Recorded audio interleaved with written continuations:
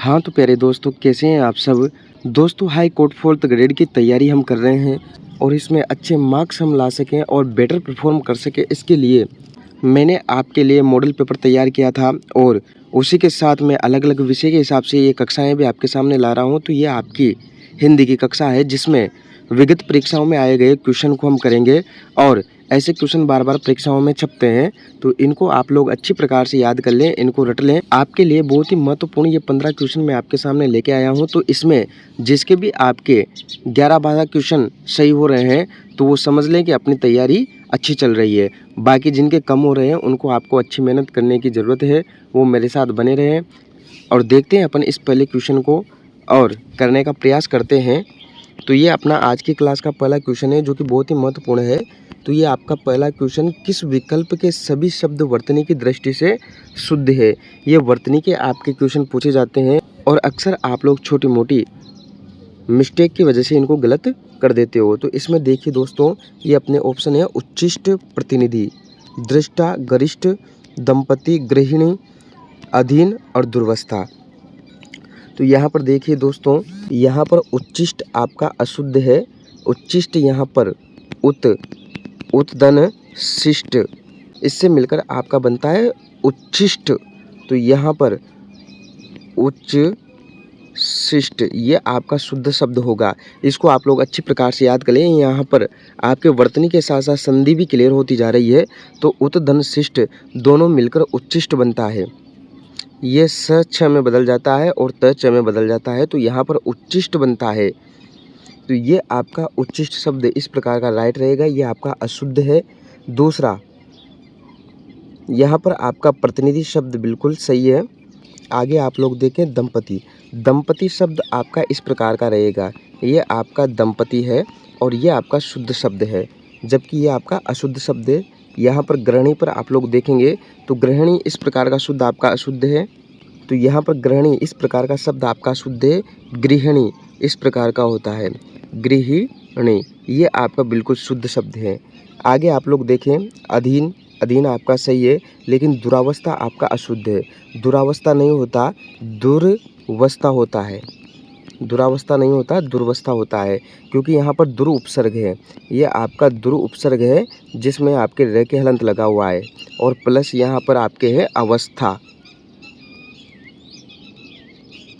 तो यहाँ पर ये र में अ जुड़ जाएगा, तो यहाँ पर दुर्वस्था बनता है। तो यहाँ पर ये दुरावस्था अशुद्ध है, दुर्वस्था सही होगा। तो ये आपका ऑप्शन गलत है, ये आपका ऑप्शन गलत है, ये आपका ऑप्शन गलत है।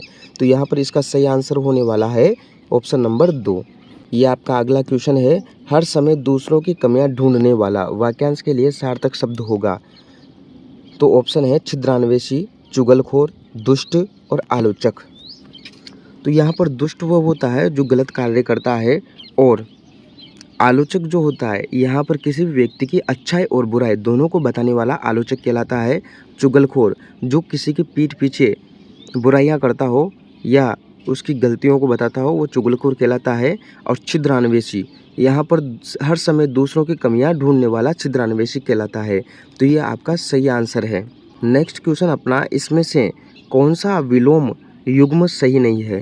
तो यहाँ पर देखना है संपत्ति, विपत्ति, इष्ट, अनिष्ट, उर्वर, ऊसर, अचल और अविचल। तो यहाँ पर कौन सा विलोम युग्म सही नहीं है वो आपको देखना है। तो संपत्ति का विपत्ति होता है तो ये बिल्कुल सही है। इष्ट का अनिष्ट होता है तो ये भी सही है। उर्वर का ऊसर होता है तो ये भी सही है। तो यहाँ पर ये अपना ऑप्शन चौथा राइट आंसर होने वाला है। अचल का अविचल नहीं होता है। ये आगे का क्वेश्चन, किस शब्द समूह के सभी शब्द आग के पर्यायवाची है। तो आग के पर्यायवाची कौन से हैं। तो यहाँ पर अनल, अनल, ज्वाला और दहन ये आपके आग के पर्यायवाची है। अनिल, अनिल का मतलब हवा होता है तो ये आपका पर्यायवाची नहीं है। जबकि हुतासन और जलन, जलन भी अलग शब्द है, हुतासन आग का पर्यायवाची है। तीसरे में पावक वही नहीं है, वन ही होता है। और पुंडरिक, पुंडरिक भी नहीं है।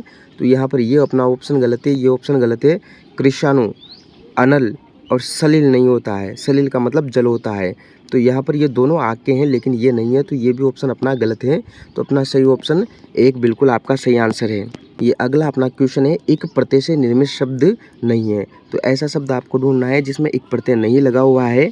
तो यहाँ पर देखें, यहाँ पर दैनिक, इसमें एक प्रत्यय लगा हुआ है, दिन धन एक, इससे मिलकर आपका दैनिक बनता है सात्विक। यहाँ पर सत्व धन एक, इससे मिलकर भी आपका सात्विक शब्द बनता है। तो दैनिक सही है, सात्विक सही है, और नैमित्तिक, निमित्त धन एक, निमित्त धन एक, इससे मिलकर भी आपका नैमित्तिक शब्द बनता है। तो ये भी सही है। तो यहाँ पर मोहक शब्द में आपके एक प्रत्यय नहीं है, तो ये आपका सही आंसर हो जाएगा। अगला क्वेश्चन, निम्नलिखित में अ उपसर्ग के उदाहरण है। तो अप्रिय, अधीर, अवगत, अवगम, अनुज, अनुग्रह, अनुरूप, अवतार। तो ऐसा कौन से शब्द समूह है जिसमें आपके अ उपसर्ग का उदाहरण है, बाकी में नहीं है? तो यहाँ पर अवगत में आपके अ उपसर्ग नहीं है, और यहाँ पर अनुज में भी आपके अ उपसर्ग नहीं है, और यहाँ पर अनुरूप में भी आपके अ उपसर्ग नहीं है। तो ये भी ऑप्शन गलत है, ये भी ऑप्शन गलत है, ये भी ऑप्शन गलत है। ये अपना सही ऑप्शन है, अप्रिय और अधीर में आपके अ उपसर्ग है। अगला अपना इंपॉर्टेंट क्वेश्चन है, निम्न में से किस शब्द में अ प्लस अ बराबर आ का मेल नहीं हुआ है? तो यहाँ पर आप लोग ऑप्शन एक देखें, कृष्ण अर्जुन। तो इसका जब विच्छेद करेंगे तो यहाँ पर बनेगा कृष्ण धन अर्जुन। दूसरा आपका है सावधान, स धन अवधान। तीसरा आपका है विद्यार्थी, तो यहाँ पर विद्या धन अर्थी, ये इसका विच्छेद होगा। और साथ में यहाँ पर उत्तराधिकार, तो यहाँ पर है उत्तर धन अधिकार। अब आप लोग यहाँ से देख कर पता लगा सकते हैं, इसमें अ और अ मिलकर आ हो रहा है, इसमें भी अ और अ मिलकर आ हो रहा है, लेकिन यहाँ पर आ और अ मिल रहा है, जबकि यहाँ पर अ और अ मिलकर आ हो रहा है। तो अपना ये तीसरा नंबर का जो ऑप्शन है ये यहाँ पर गलत है, बाकी पहला सही है, दूसरा सही है और चौथा सही है। नेक्स्ट अपना क्वेश्चन है कि इनमें से किस विकल्प में एक भी तत्सम शब्द नहीं है? तो यहाँ पर देखें, पहला विकल्प है हस्त पाद मस्तक, हाथ मस्तक पाँव, हाथ पाँव माथा, हस्त मस्तक पाँव। तो यहाँ पर ये तत्सम है और ये तत्सम है, ये आपके तत्सम है, मस्तक आपके तत्सम है, जबकि ये दोनों आपके तद्भव है। और यहाँ पर हस्त आपके तत्सम है, ये तत्सम है, जबकि ये तद्भव है। तो यहाँ पर हाथ पाँव और माथा, ये तीनों आपके तद्भव शब्द है, ये तीनों तत्सम नहीं है। अगला अपना क्वेश्चन है कि इनमें से किस विकल्प के सभी शब्द शुद्ध है? तो यहाँ पर ये द्वंद्व शब्द शुद्ध है, जबकि मिठाइयाँ अशुद्ध है, और यहाँ पर श्रृंखला भी अशुद्ध है। द्वंद्व यहाँ पर शुद्ध है, मिठाइयाँ अशुद्ध है, श्रृंखला अशुद्ध है। इसमें देखेंगे आप, इसमें द्वंद्व अशुद्ध है, मिठाइयाँ अशुद्ध है, श्रृंखला अशुद्ध है। यहाँ पर द्वंद्व आपका बिल्कुल शुद्ध है, मिठाइयाँ आपका बिल्कुल शुद्ध है, और यहाँ पर श्रृंखला आपका शुद्ध है। यहाँ पर टाइपिंग मिस्टेक है, जबकि ये आपका ऑप्शन होगा, ये श्रृंखला इस प्रकार का यहाँ पर है, टाइपिंग में यहाँ पर थोड़ा मिस्टेक हो गया है। ये आपका ऑप्शन नंबर 4 सही रहने वाला है। नेक्स्ट अपना क्वेश्चन है कि माता पिता का संतान के प्रति प्रेम इस वाक्यांश के लिए उपयुक्त शब्द है? तो माता पिता का संतान के लिए प्रेम प्रेम कहलाता है, या फिर श्रृंगार कहलाता है, या फिर वात्सल्य कहलाता है, या फिर करुणा कहलाती है? तो यहाँ पर आपका सही आंसर है ऑप्शन नंबर 3, माता पिता और पुत्र का जो प्रेम होता है यहाँ पर वात्सल्य कहलाता है। अगला अपना क्वेश्चन है, कौन सा युग्म विलोमार्थक है? तो यहाँ पर देखिए, रत निरत, आधुनिक नवीन, और ऋजु वक्र, प्रवृत्ति और आवृत्ति।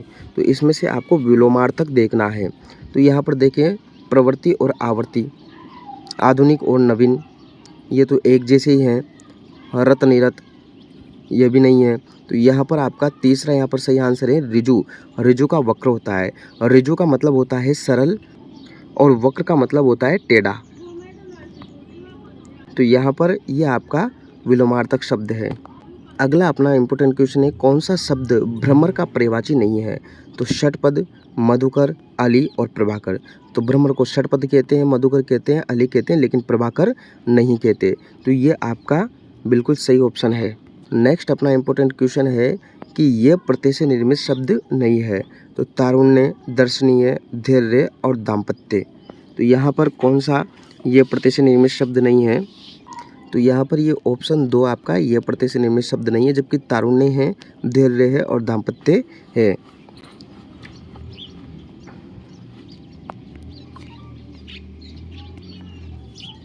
नेक्स्ट अपना क्वेश्चन, अनुचित शब्द में उपसर्ग है। तो यहाँ पर अनुचित में अन, अनु, अन और अ।